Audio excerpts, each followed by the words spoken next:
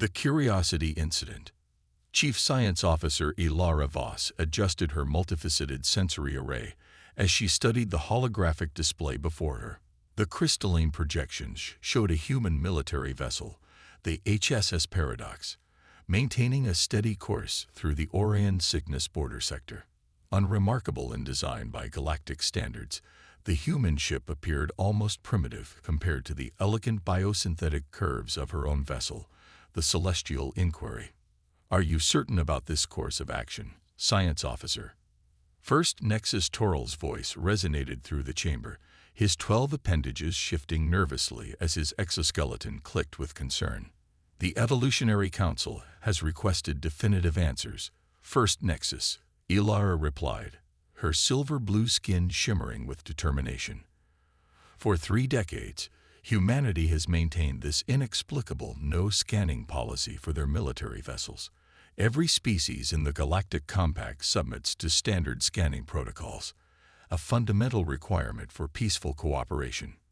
Toral's compound eyes flickered in a pattern that signified unease. "Yet these newcomers simply ignore our most sophisticated scanning arrays as if they were primitive toys." The observation deck's ambient lighting shifted to accommodate the entrance of Strategic Director Kez, whose gaseous form swirled with dark purples and reds, the colors of agitation among the Nephidian species. "The Council grows impatient." Kez's voice emerged as modulated vibrations from his translation device. 17 species with combined technological histories spanning 50 millennia. And none can explain why human military vessels remain impervious to our most advanced scanning technologies. Ilara's sensory tendrils extended fully, a gesture of determination among her people. "The Celestial Inquiry carries the most sophisticated scanning suite ever assembled. If any vessel can penetrate their defenses, it's ours." Junior Science Officer Mira, still in her first cycle of service, ventured a question from her monitoring station. "Have we considered that the humans might have legitimate reasons for their policy?" Strategic Director Kez condensed his gaseous form in dismissal. "Reasons? They're barely 4 centuries into faster-than-light travel. Their only significant contributions to galactic society have been their peculiar music, unnecessarily complicated board games, and a substance they call chocolate." And yet, Mira persisted quietly, "Have you noticed how their military vessels never suffer catastrophic failures? How their quantum signatures appear both precisely measured and wildly inconsistent?" The chamber fell silent. Ilara studied her junior officer with newfound interest. "Exactly what rumors have you been accessing, junior officer?" Toral asked, his tone carrying a warning. "We don't deal in rumors," Ilara interrupted. "We deal in observations, measurements, and facts, which is precisely why we need this scan." She gestured to the holographic display where dozens of failed scanning attempts by various species were catalogued, each showing the same frustrating lack of results. The human vessel, HSS Paradox, continued its routine patrol, its crew likely unaware they were about to become the subject of the most comprehensive scan ever attempted by non-human intelligence. "The Council has authorized this mission as a covert operation," Kez reminded them. "The humans have made their position clear through diplomatic channels. While their request for privacy has no legal standing in the Compact, an official violation might strain relations." "They'll never know we scanned them," Ilara assured, activating the preliminary systems. "Commence full spectrum analysis in 3 cycles." As the senior officers dispersed to their stations, Junior Officer Mira approached Ilara with evident concern. "Chief Science Officer, I've been reviewing historical data on human theoretical physics. There's something about their early quantum theories, specifically regarding observation and measurement, that might be relevant." Ilara's attention remained on her calibrations. "Specifics, Junior Officer." They had these thought experiments about quantum superposition, particularly one involving a feline both alive and dead until observed. I believe the name was Schrodinger's cat. Ilara finished, her sensory tendrils contracting slightly, an antiquated concept from pre-FTL human physics. What of it? What if the humans haven't been theorizing? What if they'd been implementing? Ilara paused, regarding her junior officer with a mixture of curiosity and skepticism. That's an interesting hypothesis, but quantum effects don't scale to macro systems in any practical way. But what if the humans found a way? The main scanning array hummed to life, drawing Ilara's attention back to her station. We'll know soon enough. Commence primary scan. The celestial inquiry's scanning beams, invisible to conventional detection systems, reached out toward the HS paradox. For a moment, everything proceeded normally. Data streams began flowing into the ship's quantum processors, and Ilara felt a surge of satisfaction. That satisfaction lasted exactly 2.7 seconds. The first anomaly appeared on Mira's station, a simple error in the quantum resonance readings, then another on the gravitational analysis. Then the particle density calculations began producing results that violated basic laws of physics. Chief Science Officer, the ship's AI announced, its perfectly modulated voice containing a note of confusion never heard before. I am detecting significant inconsistencies in the incoming data. Ilara's hands flew across her interface. Specify. The human vessel appears to be simultaneously in 347 different quantum states. Its hull is both solid titanium alloy and not there at all. Its power core is registering as both active and inactive. And the AI paused, something it had never done in its operational history. Composed of an infinite number of small mammals in various states of biological uncertainty. Mira looked up from her station, eyes wide. Schrodinger's cat, she whispered. Before Ilara could respond, the holographic displays throughout the scanning chamber began to flicker. Numbers and equations shifted randomly, changing between values that made increasingly less sense. What's happening? First, Nexus Toral demanded, his exoskeleton now clicking rapidly with distress. The quantum processors are experiencing some form of feedback loop, Ilara replied, fighting to maintain her professional composure. The more we try to scan them, the less certain our results become. Strategic Director Kiz's gaseous form swirled chaotically. Terminate the scan. Attempting to, Ilara acknowledged, but the termination commands seemed to have no effect. The system isn't responding correctly. It's as if. She was interrupted by the ship's gravity suddenly shifting 15 degrees off normal. Throughout the celestial inquiry, objects began behaving according to physics that should not have been possible. Liquid in drinking containers remained in place when turned upside down. Several crew members reported being in 2 locations simultaneously. The uncertainty is spreading to our systems, Mira observed, watching as her monitor displayed quantum calculations that simultaneously solved and contradicted themselves. The ship's AI spoke again, its voice now fluctuating between octaves. Warning. Quantum cascade effect detected. Ship systems experiencing temporal spatial uncertainty. Probability matrices failing. Recommend immediate. The voice cut off, replaced by what sounded like a human musical composition about never giving someone up or letting someone down. Ilara watched in horror as her carefully calibrated scanning arrays began reporting increasingly absurd results. According to one screen, the human vessel was powered by concentrated improbability divided by narrative causality. Another insisted it was simultaneously everywhere and nowhere. The artificial gravity fluctuated again, this time creating 12 different directional poles throughout the ship. Emergency systems activated but seemed confused about what emergency they were responding to. We need to contact them, Mira suggested, somehow maintaining her composure despite now existing in what appeared to be 3 slightly different versions of herself. Agreed, Ilara managed, as reality around the ship continued to unravel in increasingly concerning ways. Open a channel to the HSS paradox. The communication screen flickered to life, showing a human female with dark hair and the insignia of a captain. Behind her, the bridge of the human vessel appeared perfectly normal, though a small furry creature could be seen walking across the ceiling as if gravity were optional.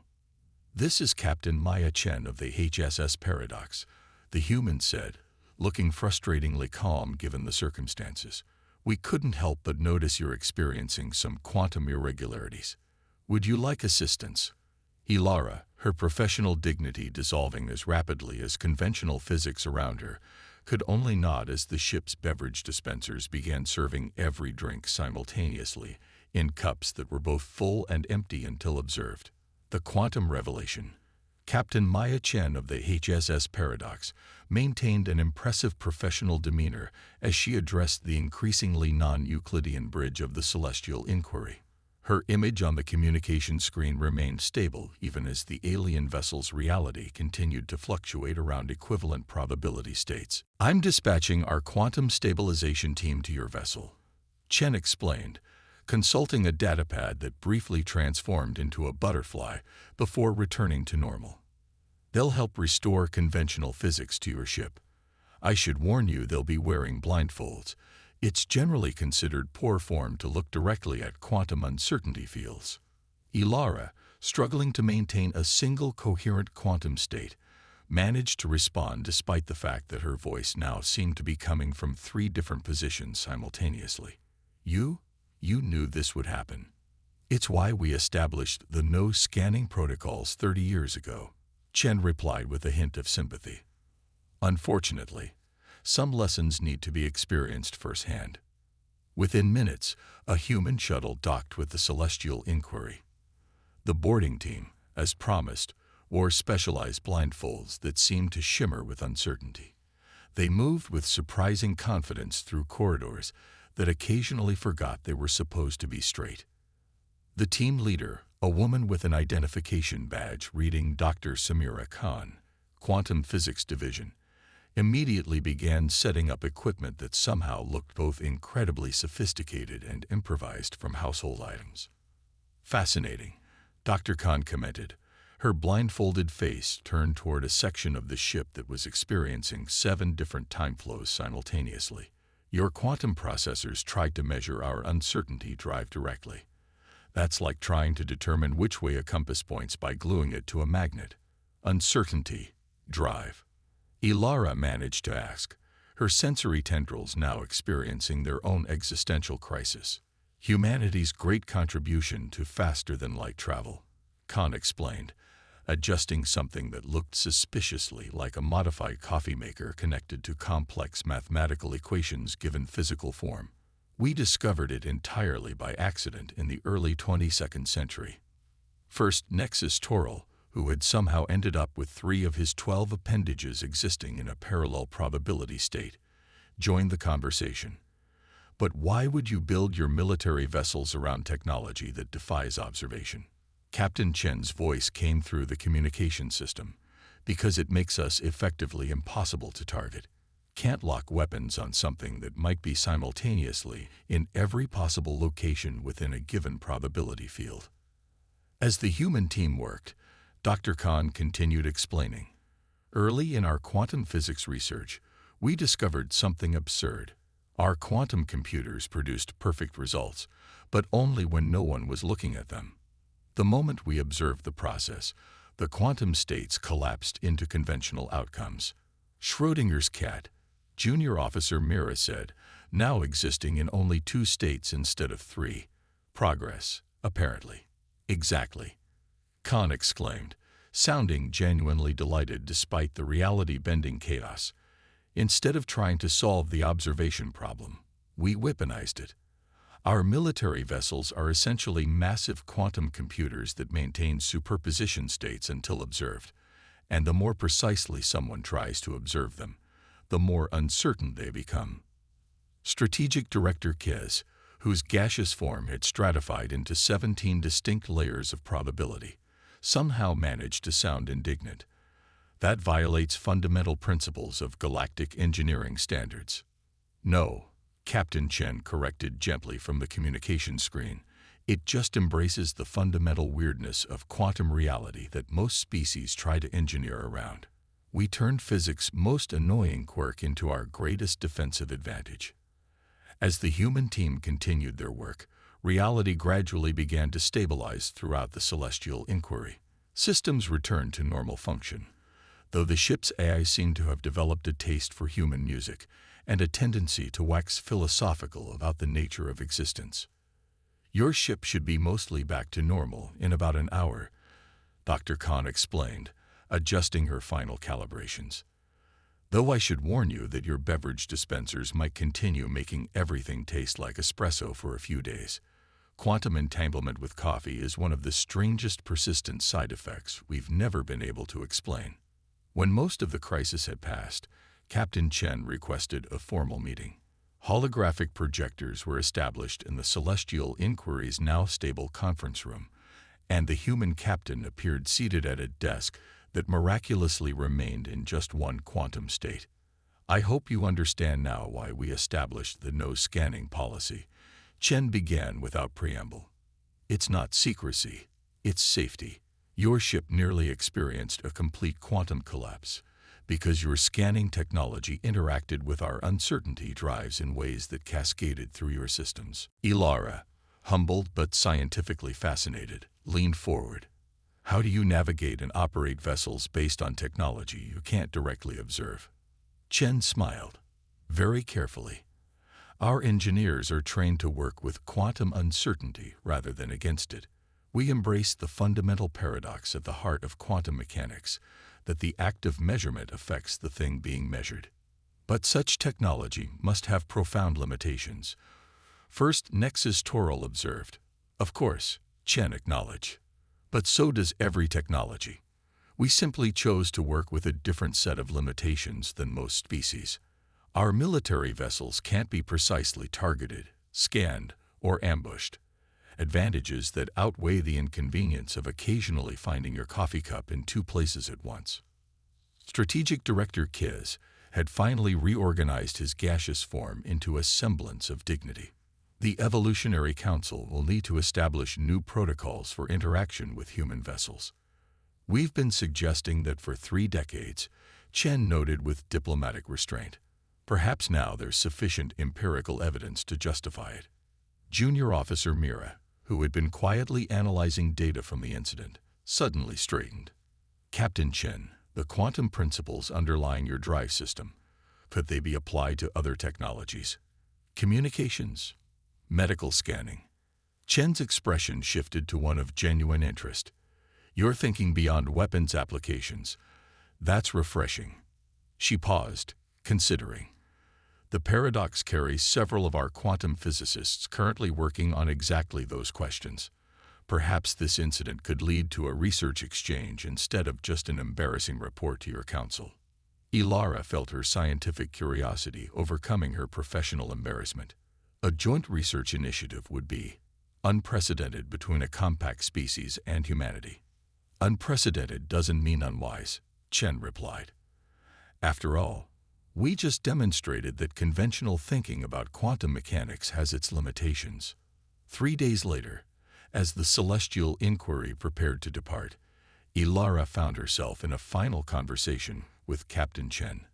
The ship's systems had mostly returned to normal operation, though the AI occasionally lapsed into philosophical musings about the nature of observed reality. The Evolutionary Council has approved the Joint Research Initiative, Ilara informed the human captain, and established new protocols for all compact vessels regarding human military ships, specifically a very comprehensive, do not scan under any circumstances directive. Chen smiled. That should prevent further incidents, though I must admit, watching your ship's gravity decide it preferred to be selective about which direction was down was quite entertaining from our perspective. Your species has a peculiar sense of humor, Captain. We find it helps when dealing with a universe that sometimes seems determined to make no sense at all, Chen replied, especially when you start poking at its fundamental rules. As the communication ended, Junior Officer Mira approached her superior. Chief Science Officer, I've been authorized to lead our research team for the exchange program. Ilara's sensory tendrils extended in approval, a well-deserved assignment. Though I recommend avoiding their beverage dispensers, ours are still producing espresso despite 17 recalibrations. Actually, Mira replied with the closest her species could come to a smile, I've developed quite a taste for it. In the following decades, the story of the celestial inquiry became required teaching for all compact species. The formal regulation regarding human military vessels was entered into the Galactic Compact Charter under the designation Schrodinger's Protocol, a simple directive that eventually spread across 5 galaxies.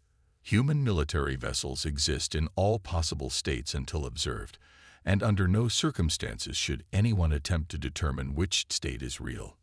The humans, for their part, added a small cat emblem to all their military vessels, a warning and a wry joke that transcended species boundaries.